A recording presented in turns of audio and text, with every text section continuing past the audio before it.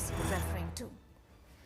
And in more news coming in, Prime Minister Modi has launched infrastructure projects in the state of Assam via video conferencing. Let's take a look. भाई और बहनों, अब मजूली वासियों को सड़क का भी तेज और सुरक्षित विकल्प मिलने जा रहा है। आपकी बरसों पुरानी मांग आज पुल के भूमि पूजन के साथ ही पूरी होनी शुरू हो गई है। कालीबाड़ी घाट से जोरहाट को जोड़ने वाला 8 किलोमीटर का ये पुल मजूली के हजारों परिवारों की जीवन रेखा बनेगा। ये ब्रिज आपके लिए सुविधा और संभावनाओं का सेतु बनने वाला है। इसी तरह धुबरी से मेघालय में फुलबारी तक 19 किलोमीटर लंबा पुल जब तैयार हो जाएगा तो इससे बराक घाटी की कनेक्टिविटी मजबूत होगी। यही नहीं, इस पुल से मेघालय, मणिपुर, मिजोरम और त्रिपुरा भी असम से दूरी भी बहुत कम हो जाएगी। सोचिए, मेघालय और असम के बीच अभी सड़क मार्ग से जो दूरी करीब 250 किलोमीटर है, भविष्य में सिर्फ 19-20 किलोमीटर रह जाएगी। ये ब्रिज अन्य देशों के साथ अंतर्राष्ट्रीय यातायात के लिए भी महत्वपूर्ण साबित होगा। भाइयों और बहनों, ब्रह्मपुत्र और बराक सहित असम को अनेक नदियों की जो सौगात मिली है, उसको समृद्ध करने के लिए आज महाबाहु ब्रह्मपुत्र प्रोग्राम शुरू किया गया है। ये प्रोग्राम ब्रह्मपुत्र के जल से इस पूरे क्षेत्र में वाटर कनेक्टिविटी को, पोर्ट लेड डेवलपमेंट को सशक्त करेगा। इस अभियान की शुरुआत में आज निमाती मजूली नॉर्थ और साउथ गुवाहाटी धुबरी तिसिंगमारी के बीच 3 रोपैक्स सेवाओं का उद्घाटन किया गया है। इसी के साथ असम इतने बड़े स्तर पर रोपैक्स सर्विस से जुड़ने वाला देश का अग्रणी राज्य बन गया है। इसके अलावा जोगीघोपा में इनलैंड वाटर ट्रांसपोर्ट टर्मिनल सहित ब्रह्मपुत्र पर 4 जगह टूरिस्ट जेटी बनाने का काम भी शुरू किया गया है। मजूली सहित असम को, नॉर्थ ईस्ट को बेहतर कनेक्टिविटी देने वाले ये प्रोजेक्ट इस क्षेत्र में विकास की गति को और तेज करेंगे। 2016 में आपके दिए एक वोट ने कितना कुछ करके दिखाया है। आपके वोट की ये ताकत अभी असम को और ऊंचाई पर लेकर जाने वाली है। भाइयों और बहनों, गुलामी के कालखंड में भी असम देश के संपन्न और अधिक रेवेन्यू देने वाले राज्यों में से एक था। यहां तक कि चिटगांव और कोलकाता पोर्ट तक चाय और पेट्रोलियम पदार्थ ब्रह्मपुत्र, पद्मा, मेघना नदियां और रेल लाइनों से होकर ही पहुंचते थे। कनेक्टिविटी का यही नेटवर्क असम की समृद्धि का बड़ा कारण था। लेकिन आजादी के बाद जहां इस इंफ्रास्ट्रक्चर को आधुनिक बनाना जरूरी था, इन्हें अपने हाल पर छोड़ दिया गया। जलमार्ग पर फोकस नहीं किया गया तो लगभग खत्म ही हो गए। इसी क्षेत्र में अव्यवस्था और अशांति के पीछे विकास को लेकर ये लापरवाही भी एक वजह तो थी ही थी। इतिहास में की गई इन गलतियों को सुधारने की शुरुआत अटल बिहारी वाजपेयी जी ने की थी। अब उनका और विस्तार किया जा रहा है, उन्हें और गति दी जा रही है। अब असम का विकास प्राथमिकता में भी है और इसके लिए दिन रात प्रयास भी हो रहा है। भाई और बहनों, बीते 5 वर्षों में असम की मल्टी मॉडल कनेक्टिविटी को फिर से स्थापित करने के लिए एक के बाद एक कदम उठाए गए हैं। कोशिश ये है कि असम को, नॉर्थ ईस्ट को दूसरे पूर्वी एशियाई देशों के साथ हमारे सांस्कृतिक और व्यापारिक रिश्तों का भी केंद्र बनाया जाए। इसलिए इनलैंड वाटरवेज को यहां एक बड़ी ताकत बनाने पर काम चल रहा है। हाल में ही बांग्लादेश के साथ वाटर कनेक्टिविटी बढ़ाने के लिए एक समझौता भी किया गया है। ब्रह्मपुत्र और बराक नदी को जोड़ने के लिए हुगली नदी में इंडो बांग्लादेश प्रोटोकॉल रूट पर काम चल रहा है। इससे असम के अलावा मेघालय, मिजोरम, मणिपुर और त्रिपुरा को भी हल्दिया, कोलकाता, गुवाहाटी और जोगिघोपा के लिए एक वैकल्पिक कनेक्टिविटी मिलेगी। यानी अभी नॉर्थ ईस्ट को शेष भारत से जोड़ने के लिए जिस संकरे से क्षेत्र पर हमारी निर्भरता रहती है, उस निर्भरता को ये रास्ता कम करेगा।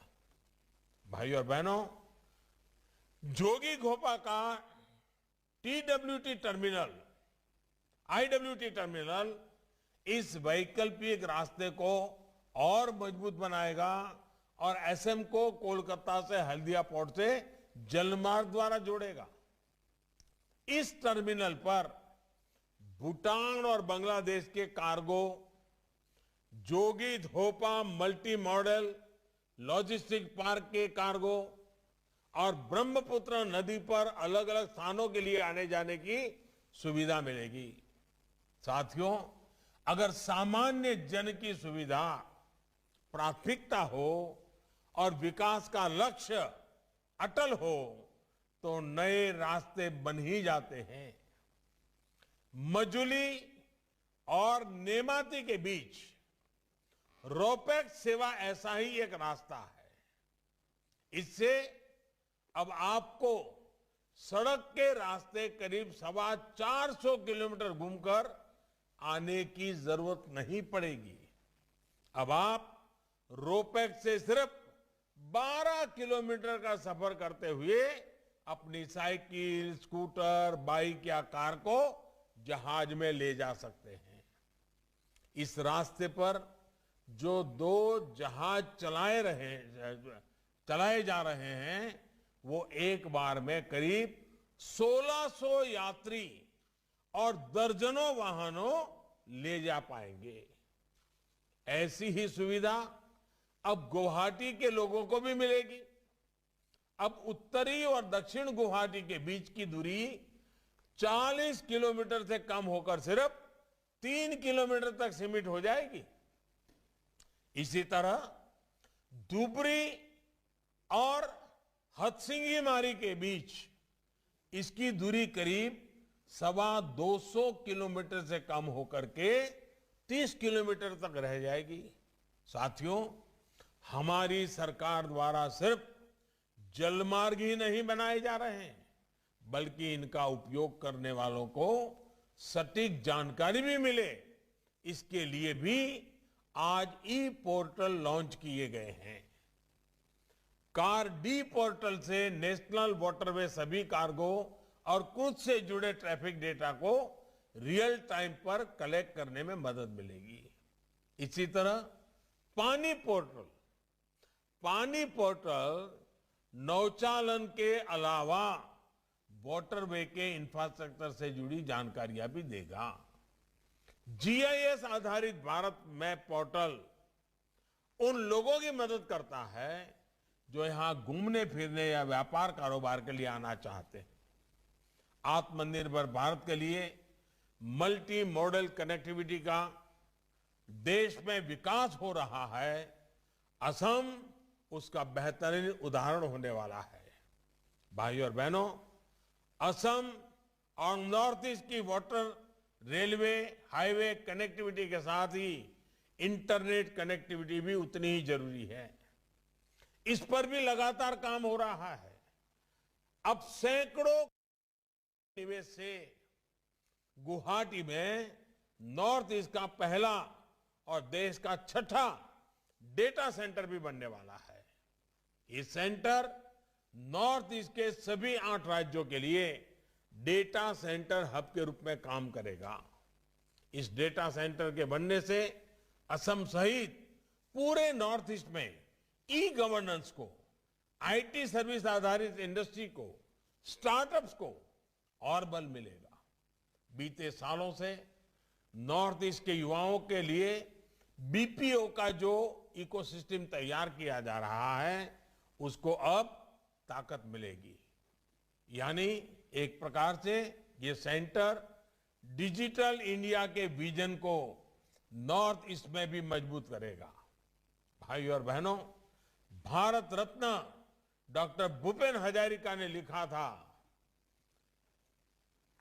कर्मई आमार धर्म, आमी नूतन जुगर नूतन मानव, आनिम नूतन स्वर्ग, अवहेलित जनतार बाबे, धरात प्रातिम स्वर्ग। यानी हमारे लिए काम ही हमारा धर्म है। हम नए युग के नए लोग हैं जिनकी सूद भी कभी नहीं ली गई। हम उनके लिए नया स्वर्ग बनाएंगे, धरती पर स्वर्ग बनाएंगे।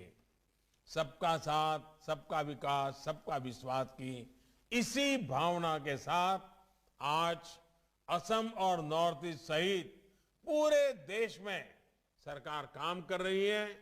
ब्रह्मपुत्र के इर्द गिर्द समृद्ध हुई असमिया संस्कृति, अध्यात्म, जनजातियों की समृद्ध परंपरा और बायोडायवर्सिटी, ये पूरे देश की बहुत बड़ी धरोहर है, हमारी गौरव गाथा है। श्रीमंत शंकर देव जी भी मजुली द्वीप इसी धरोहर को सशक्त करने के लिए आए थे। इसके बाद मजुली की पहचान आध्यात्म के केंद्र के रूप में, असम की संस्कृति की आत्मा के रूप में बनी। आप सभी ने क्षत्रिय संस्कृति को जिस प्रकार आगे बढ़ाया वो प्रशंसनीय है। मुखाशिल्प और रास उत्सव को लेकर जिस प्रकार देश और दुनिया में अब उत्साह बढ़ रहा है वो अद्भुत है। ये ताकत, ये आकर्षण सिर्फ आपके पास ही है। इसको बचाना भी है और आगे बढ़ाना भी है। भाइयों और बहनों, मैं सर्बानंद सोनोवाल जी और उनकी पूरी टीम को बधाई दूंगा कि मजुली के, असम के इस सांस्कृतिक, आध्यात्मिक और प्राकृतिक सामर्थ्य को बढ़ाने के लिए उन्होंने प्रशंसनीय काम किए हैं। 17 और दूसरे महत्वपूर्ण स्थानों को अवैध कब्जे से मुक्त करने का अभियान हो, कल्चरल यूनिवर्सिटी की स्थापना हो, मजुली को बायोडायवर्सिटी हेरिटेज सिटी साइट का दर्जा देना हो, तेजपुर मजुली शिवसागर हेरिटेज सर्किट हो, नमामि ब्रह्मपुत्र और नमामि बराक जैसे उत्सवों का आयोजन हो। ऐसे कदमों से असम की पहचान और समृद्ध हो रही है। साथियों, आज कनेक्टिविटी के जिन प्रोजेक्ट्स का प्रारंभ और शिलान्यास किया गया है, उनसे असम में टूरिज्म के लिए नए द्वार खुलने वाले हैं। क्रूज टूरिज्म के मामले में असम देश का एक बड़ा डेस्टिनेशन बन सकता है। नेमाती, विश्वनाथ घाट, गुवाहाटी और जोगीघापा में टूरिस्ट जेटी बनने से असम की टूरिज्म इंडस्ट्री को एक नया आयाम मिलेगा। जब क्रूज में घूमने के लिए देश और दुनिया का ज्यादा खर्च करने वाला टूरिस्ट पहुंचेगा तो असम के युवाओं की कमाई के साधन भी बढ़ेंगे। टूरिज्म तो ऐसा सेक्टर है जिसमें कम से कम पढ़ा लिखा, कम से कम निवेश करने वाला भी कमाता है और स्किल्ड प्रोफेशनल भी कमाता है। यही तो विकास है। जो गरीब से गरीब को भी, सामान्य नागरिक को भी आगे बढ़ाने का अवसर देता है। विकास के इसी क्रम को हमें बनाए रखना है और गति भी देनी है। असम को, नॉर्थ ईस्ट को आत्मनिर्भर भारत का मजबूत स्तंभ बनाने के लिए हमें मिलकर के काम करना है। एक बार फिर आप सभी को विकास के नए प्रोजेक्ट